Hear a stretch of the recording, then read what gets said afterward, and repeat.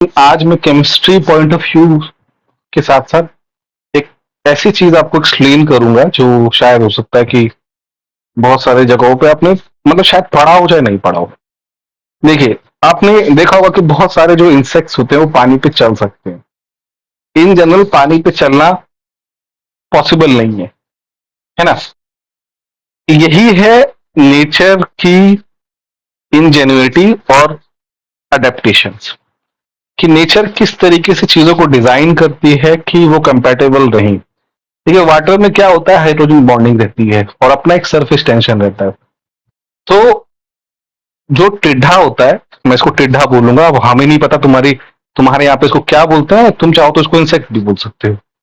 ये जब चलता है तो ये पानी, क्योंकि उसके पैर जो होते हैं वाटर रिपेलेंट होते हैं, पानी को रिपेल करते हैं, तो इतना स्ट्रांगली रिपेल नहीं करते हैं जिससे पानी की बॉन्डिंग ब्रेक हो जाए, और इतना वीकली रिपेल नहीं करते हैं जिससे वो चल ही ना सके।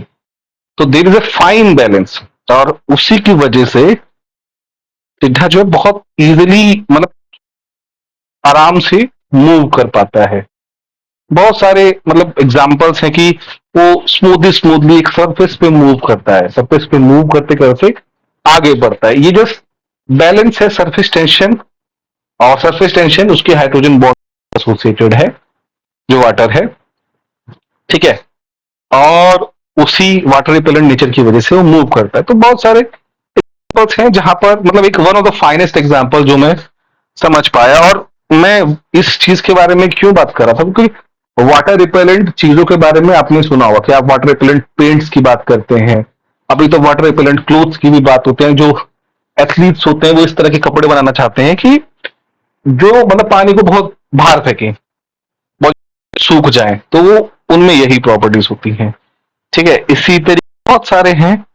अब हम बात करते हैं एक और जगह जहां पर हाइड्रोजन बॉन्डिंग बहुत प्रोमिनेंट है। हमने डीएनए के बारे में पढ़ा है। डीएनए क्या है? डीऑक्सी राइबो न्यूक्लिक एसिड, ठीक है। अब इसकी सबसे जो अच्छी बात या खास बात जो भी है, आप देखोगे कि इसमें बहुत सारे छोटे छोटे बेस पेयर्स हैं, बहुत सारे छोटे छोटे बेस पेयर्स हैं। तो ये जितने भी कलर डिफरेंट डिफरेंट दिख रहे हैं तो वो बेस पेयर्स हैं। यही बेस पेयर डिसाइड करते हैं कि कौन सी मतलब इन्हीं बेस पेयर्स की फॉर्म में हमारी इंफॉर्मेशन, जो जेनेटिक इंफॉर्मेशन है, वो स्टोर है। और इन ये बेस पेयर्स आपस में एक दूसरे से किसी फोर्स की वजह से जुड़ते हैं, जिसको बोलते हैं हाइड्रोजन बॉन्डिंग। तो हाइड्रोजन बॉन्डिंग, समझिए जेनेटिक इंफॉर्मेशन कैरी करने के लिए कितनी इंपॉर्टेंट हो गई। अगर हाइड्रोजन बॉन्डिंग ही ना हो तो डीएनए ही ना बने, ठीक है। और समझ रहे हो, और ये इंफॉर्मेशन फ्लो ही ना हो। सेल्स में भी बहुत मतलब इसका बहुत अच्छा खासा रोल्स है। तो ये तो जस्ट छोटा सा एक इंट्रोडक्शन था हाइड्रोजन बॉन्डिंग को लेके। तो डीएनए स्ट्रक्चर जो है, base pairs adenine thymine cytosine guanine, ये सब बेस पेयर्स के टर्म्स में जुड़े होते हैं। अब हम बात करेंगे, वाटर जो है दो स्टेट्स में एग्जिस्ट करता है, लिक्विड स्टेट और सॉलिड स्टेट, मतलब गैस स्टेट भी होती है। तो वाटर की हाइड्रोजन बॉन्डिंग ये भी डिसाइड करती है कि लिक्विड स्टेट कैसे बनता है और सॉलिड स्टेट कैसे बनता है। और सॉलिड स्टेट में एक परफेक्ट ऑक्टा, मतलब एक हेक्सागन जैसा क्रिस्टल की क्या बोलते हैं हिंदी में बोलेंगे, संरचना होती है या बिल्डअप होता है, जिसकी वजह से आप सॉलिड स्टेट देख पाते हो, जो आइस जो आप बात करते हो। अच्छा, एक और एग्जांपल है हाइड्रोजन बॉन्डिंग जो है। हाइड्रोजन बॉन्डिंग मतलब लोग बोलेंगे कि H2O और HF में किसकी हाइड्रोजन बॉन्डिंग ज्यादा रहेगी, तो H2O में हाइड्रोजन बॉन्डिंग ज्यादा रहती है, ठीक है। और क्योंकि ऑक्सीजन पे दो हाइड्रोजन है हाइड्रोजन बॉन्डिंग करने के लिए, और कैसे करते हैं, पार्शियल पॉजिटिव बनेगा हाइड्रोजन पे, फ्लोरीन पे नेगेटिव, तो दूसरा वाला मॉलिक्यूल का पार्शियल पॉजिटिव इसको अट्रैक्ट करेगा और फ्लोरीन नेगेटिव, और इस तरीके से ये करेगा। और अगर हम वाटर की बात करेंगे तो पार्शियल नेगेटिव पार्शियल पॉजिटिव, और दूसरा वाला will act as hydrogen positive और हाइड्रोजन पॉजिटिव। इस तरीके से हमारे पास हाइड्रोजन एक्सेप्टर होंगे, या प्रोटो इसको बोल सकते हैं, इलेक्ट्रॉन डेफिशिएंट सेंटर्स एंड, ठीक है, और क्या बोल सकते हैं, इलेक्ट्रॉन डेंसिटी हाई सेंटर्स, ठीक है ना।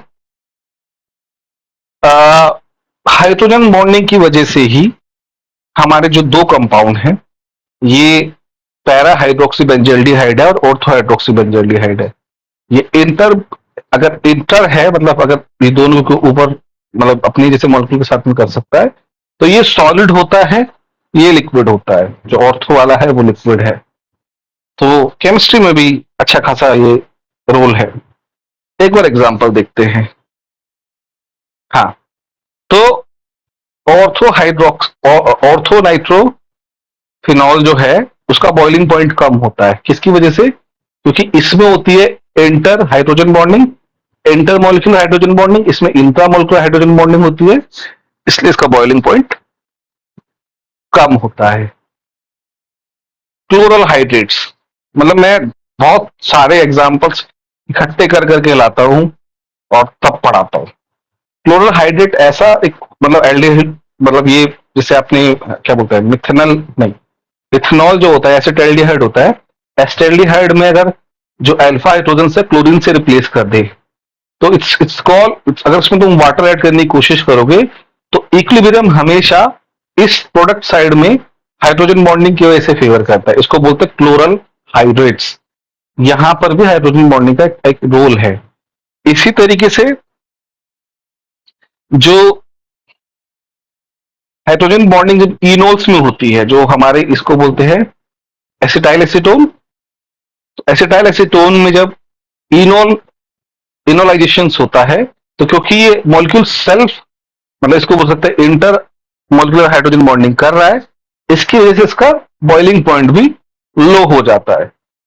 ठीक है, और कोई एग्जांपल? यस, अगर आप ऑर्थो हाइड्रोक्सी बेंजोइक एसिड की बात करोगे, ठीक है, तो ड्यू टू हाइड्रोजन बॉन्डिंग ये मोर एसिडिक रहता है। अगर तुम इसी उसको ब्लॉक कर दो, सिर्फ CH3 लगा दो, तो तुम हाइड्रोजन बॉन्डिंग को इसको नहीं मिलेगा। तो समझ लो कि हाइड्रोजन बॉन्डिंग एसिडिक कैरेक्टर्स भी बेंजोइक एसिड्स का वो रिप्रेजेंट करता है। तो ये, क्योंकि ये इनऑर्गेनिक मतलब इनऑर्गेनिक केमिस्ट्री बेस्ड प्लेलिस्ट है, बट मैं कोशिश कर रहा हूँ कि थोड़े जितने भी रिलेटेड एग्जांपल्स हैं उनको हम कवर कर सके। और कोई एग्जांपल? जी हाँ, एक है मेलिक एसिड, इसको बोलते हैं मेलिक एसिड। मेलिक एसिड जो है बहुत स्ट्रॉन्ग एसिड है। उसका पहला एसिड जो है ना, जो पहला प्रोटॉन है बहुत इजीली निकलता है, क्योंकि साइक्लाइजेशन होता है और हाइड्रोजन बॉन्डिंग इस साइक्लाइजेशन को गवर्न करती है। और इसी वजह से ये जो है मैलिक एसिड जो है बहुत स्ट्रॉन्ग एसिड है। तो ये उसका मतलब वो सिस आइसोमर है, ये ट्रांस आइसोमर है। इसको फ्यूमरिक एसिड बोलते हैं। हाइड्रोजन बॉन्डिंग के ऊपर बहुत डिटेल वीडियो है, मैं इसके फोर्सेस की भी बात कर सकता हूं, ठीक है, लेकिन मुझे लगता है कि इतना काफी है। तो thank you for watching your videos, please like करिए, सब्सक्राइब करिए और देखते रहिए हमारा यूट्यूब चैनल।